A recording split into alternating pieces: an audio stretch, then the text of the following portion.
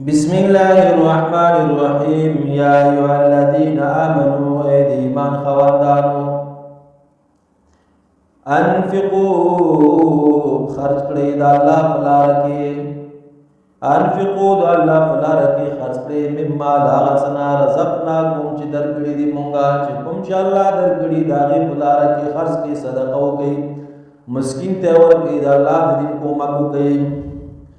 من قبل وړاندې د هغې نه یأتیا چې راشي یومن هغه ورځ لا بیع چې نه به خرڅول او اخیستل وي فیه په هغې ورځ کې.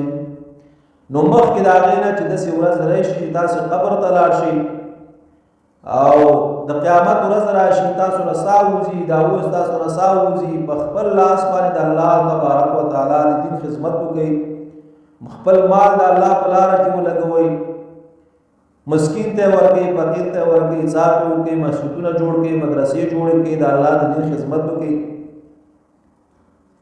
ولا خلة او نه دوستی وي، ولا شفاعت او نه به سفارش وي په هغې ورځ کې.